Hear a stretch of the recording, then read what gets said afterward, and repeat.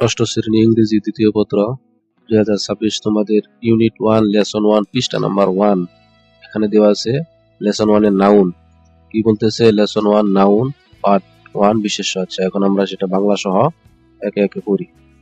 Read the following sentence নিচের বাক্যগুলো পড়ো উই লিভ ইন বাংলাদেশ আমরা বাংলাদেশে বাস করি লিভ অর্থ বাস করা আচ্ছা উই অর্থ আমরা তারপরে it is a beautiful country এটি একটি সুন্দর দেশ our mother language is Bangla আমাদের মাতৃভাষা বাংলা তারপরে লাইনে বলতেছে we love our country and our language আমরা আমাদের দেশ ও আমাদের ভাষাকে ভালোবাসি পরের লাইনে বলতেছে count the number of word in each of this sentence প্রতিটি বাক্যর শব্দের সংখ্যা গণনা করো তারপর বলতেছে each word in a sentence is a part of parts of speech বলতেছে একটি বাক্যর প্রতিটি শব্দই বাক্যর একটি পদ আচ্ছা দেখো নিচে কি আছে দেখো তোমাদের এখানে পার্টস অফ স্পিচ সম্পর্কে কথা বলেছে parts of speech parts of speech হলো তোমাদের বই 1-2 করে সিরিয়াল দেওয়া আছে পার্টস অফ স্পিচ হলো 8 প্রকার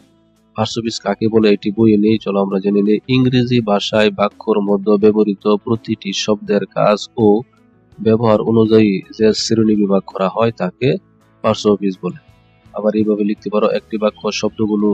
যে যে কাজ করে সেই কাজের ধরন অনুযায়ী শব্দগুলোকে ভাগ করা হয়েছে এই ভাগগুলোই হলো পার্টস অফ স্পিচ তুমি এইভাবে লিখতে পারো সংখ্যাটা ওইভাবে লিখতে পারো এখন আমাদের কাজ হলো এই 8টি পার্টস অফ স্পিচ আমরা সংজ্ঞা সহ জানবো এক নম্বরের নাম কি নাউন নাউন কাকে বলে যে শব্দ দ্বারা ব্যক্তি বস্তু স্থান প্রাণী বা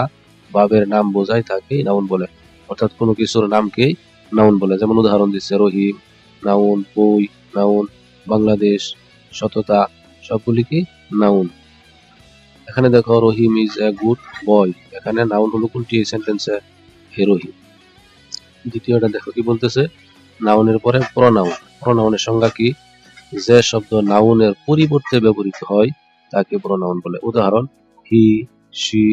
আই উই ইউ এগুলিও হতে পারে এর একটি উদাহরণ দেখো যেমন Rahim is my friend he is honest দেখো এখানে একটি সেন্টেন্স এরপরে এটা হলো দ্বিতীয় নাম্বার সেন্টেন্স এখানে কিন্তু নাম নেই নামের পরিবর্তে হি বসছে তাই দেখো হি সমান সমান প্রনাউন রহিমের পরিবর্তে হি বসছে তৃতীয়টা দেখো অ্যাডজেক্টিভ যে শব্দ নাউন বা প্রনাউনের দোষ গুণ সংখ্যা বা অবস্থা বোঝায় তাকে অ্যাডজেক্টিভ বলে অর্থাৎ কোনো কিছু দোষ গুণ বলে সেটাকে অ্যাডজেক্টিভ বলে যেমন অ্যাডজেক্টিভ বিষয়গুলো কি কি গুড বিউটিফুল টু সংখ্যা বোঝাইছে 2 4 5 6 7 সবগুলি অ্যাডজেক্টিভ প্রনাউন অ্যাডজেক্টিভ তারপরে আছে কি অনেস্ট সৎ বোঝাইছে তার দেখো উদাহরণটা কি দিছে he is a good girl এখানে গুড কথাটি হলো কি দেখো এখানে গার্ল সম্পর্কে বলা হয়েছে তাই না তাহলে এই গুডটা হইলো কি এই যে গুড অ্যাডজেক্টিভ তারপরে 4 নম্বরে বলতেছে কার কথা ভার্ব যে শব্দ দ্বারা কাজ করা হওয়া বা অবস্থা বোঝায় তাকে ভার্ব বলে উদাহরণ গো ইট রিড ইজ অসংখ্য ভার্ব আছে যেমন আই রিড এ বুক এখানে ভার্ব কোনটা রিড রিড সমান সমান ভার্ব 5 নম্বরে বলতেছে অ্যাডভার্ব অ্যাডভার্ব কাকে বলে যে শব্দ ভার্ব অ্যাডজেক্টিভ বা অন্য অ্যাডভার্বকে বিশেষভাবে বোঝায় তাকে অ্যাডভার্ব বলে যেমন উদাহরণ দিছে স্লোলি ভেরি ওয়েল এগুলি কি অ্যাডভার্ব উদাহরণ হি রানস ফাস্ট তাহলে সে দৌড়ায় কেমন দৌড়ায় খুব দ্রুত দৌড়ায় তাহলে ফাস্টটা হলো কি এখানে অ্যাডভার্ব তারপর এটা দেখো 6 নম্বর কি বলতেছে প্রিপোজিশন প্রিপোজিশন কাকে বলে যে শব্দ নাউন বা প্রনাউনের আগে বসে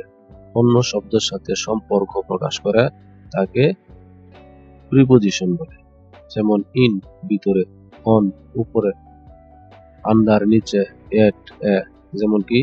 দা book is on the table হ্যাঁ এখানে কি বুঝাইছে দেখো এই যে অন দেয়া এই টেবিলের উপর বুঝাইছে তাহলে কি এখানে অনটা হইলো কি প্রিপোজিশন। তারপরে আছে কি কনজাংশন, যে শব্দ দুটি শব্দ বাক্য বা বাক্য অংশকে সংযুক্ত করে তাকে কনজাংশন বলে। বাংলাতে যেমন আমরা বলি এবং, কিন্তু, অথবা, কারণ, and, but, or, because। তারপরে এই যে উদাহরণ দিয়েছে এখানে, I went to go but it was raining। এখানে বাটটা কি কনজাংশন, সেটা কি ইন্টারজেকশন। যে শব্দ দ্বারা হঠাৎ অনুভূতি, আবেগ বা মনোভাব প্রকাশ করা হয় তাকে ইন্টারজেকশন বলে। উদাহরণ, ও, এই যে দেখো শেষে এমন একটা চিহ্ন থাকে, ঠিক আছে। এখানে ভার্ব অফ স্পিচ চেনার উপায় হিসাবে আমি সংক্ষিপ্ত একটা তালিকা দিয়েছি, তুমি এইভাবেও বুঝে নিতে পারো। আমরা এখন 1 নম্বর পৃষ্ঠাতে আছি। 1 নম্বর পৃষ্ঠার বি নাম্বার আগামী পর্বে আলোচনা করব। সেই ভিডিও পেতে চ্যানেলটি সাবস্ক্রাইব করে রাখো। ধন্যবাদ।